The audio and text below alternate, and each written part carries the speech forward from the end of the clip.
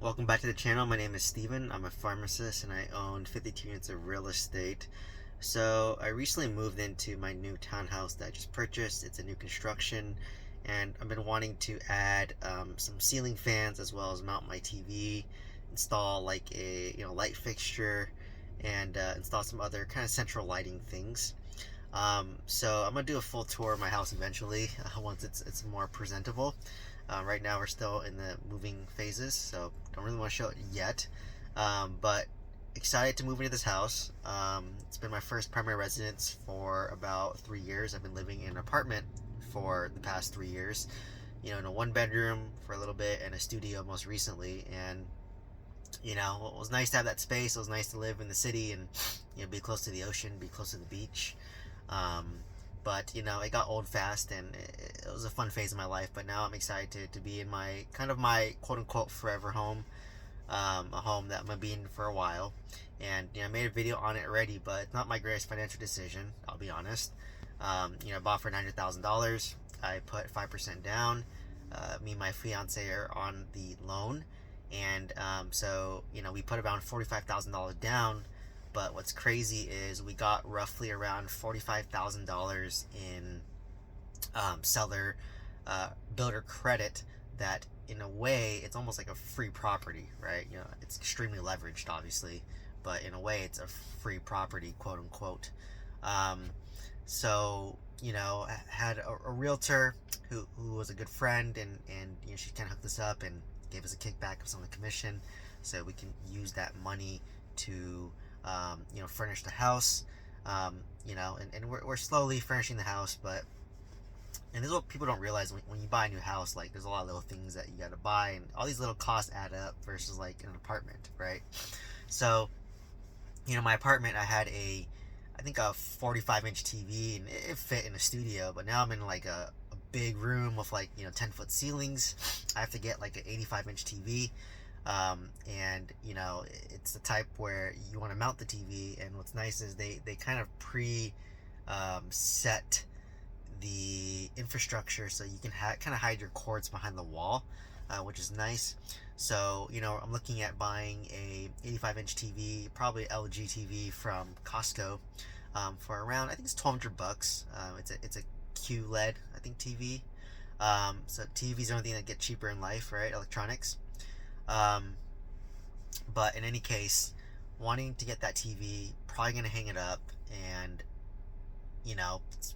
getting quotes for that. I think I got a quote for around $200 to hang it up, plus includes the mount. And so we're shopping around for that. And then for the ceiling fans, it's Los Angeles. It's pretty hot here. Um, you can get triple digits. So wanting to install 3 ceiling fans, one in the master bedroom, one in the living room or family room, and then one in the kind of balcony patio that we have.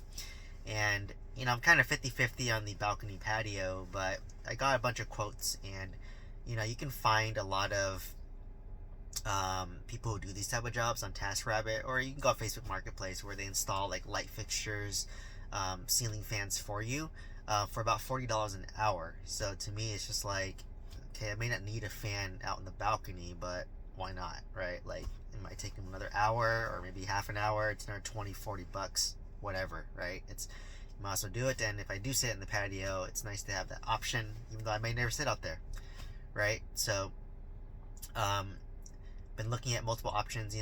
We're nearby a Home Depot, so you can get like a nice kind of white Hampton fan for about $100 to $150, depending on the size that you get.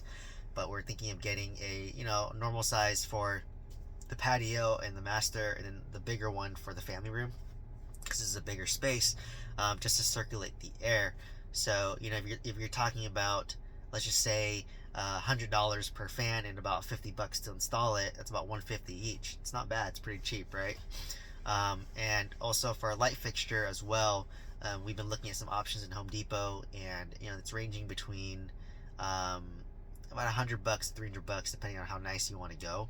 But once again, if I get that, I could have that same person who's installing my 3 fans, do my light fixture, and then at that point, for the 2 other not the master bedroom. So the master bedroom has recessed lighting, but the two bedrooms, one's gonna become my YouTube studio, which I'm excited about, and then one's gonna be like a guest bedroom or a room that we house hack if we decide to house hack it. But those don't have central lighting built in, but they do have the infrastructure in place to install lighting. So obviously I can install like a ceiling fan in there if I want to, but most likely I'm going to install something I call boob lights. So boob lights are like, it's literally like the shape of a boob, but if you go to Home Depot or you go to the lighting section and you look at the bottom shelf, it's where the cheap stuff is.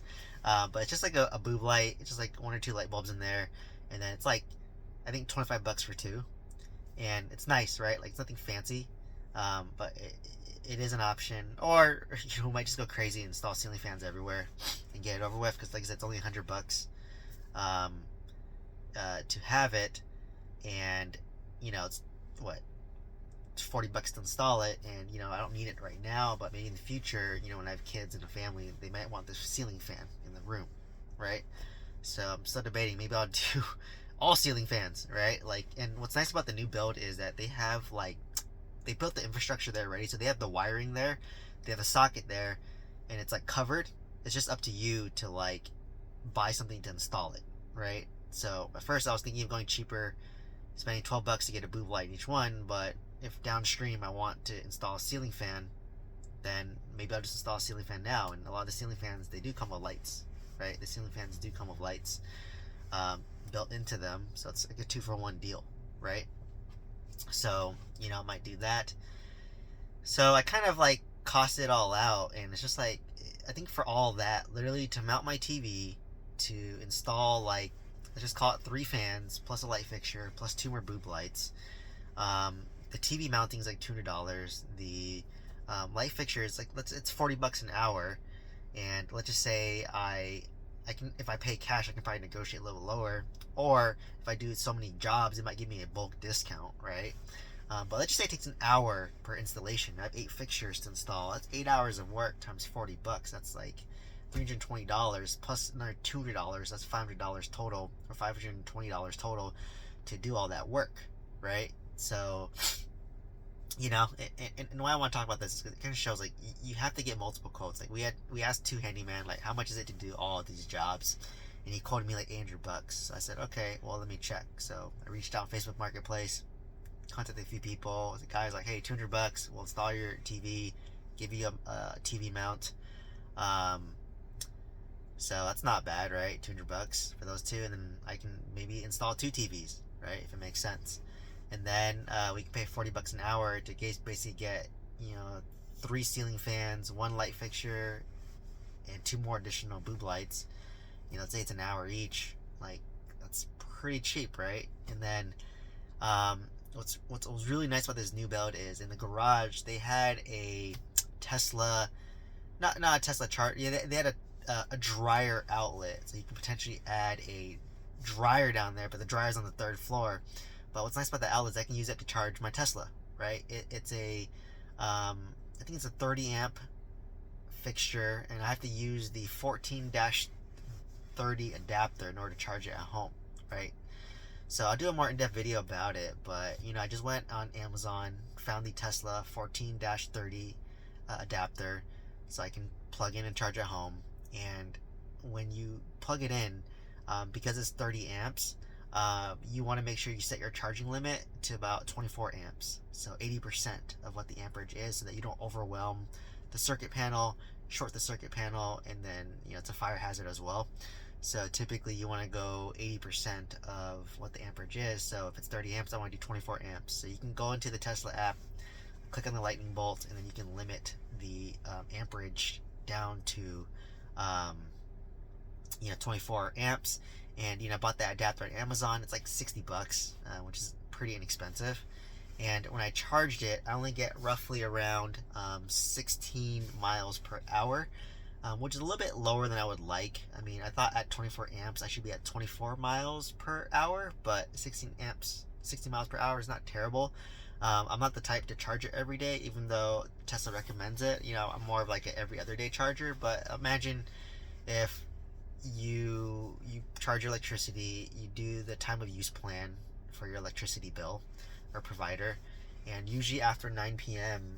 it's cheaper, right? So I can set a program from 9 all the way up until, like, let's say I leave work at like 6 a.m., right? So that's 9 hours of charging times, like, let's just make it 10 hours of charging times 16 miles per hour. It's 160 miles over a 10 charge day. I drive 30 miles a day only. So honestly, I could charge every day. It's no issue, right? It's just if you want to go for a longer drive. So to me, I save a lot of money. Like, just getting that 30 amp. Most people do 50 amp, or depending on what the limit is, like 30 to 50 amp a circuit. But just getting that installed is like $800 to $1,000 to hire an electrician, do all the wiring.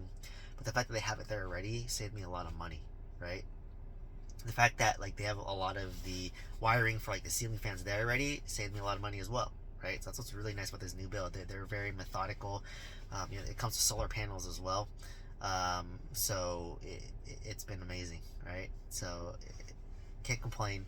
But back to all this, like, when you get quotes from handyman, whether it's for apartments, single family homes, renovations, your own personal residence, you want to get multiple quotes and trust but verify, right?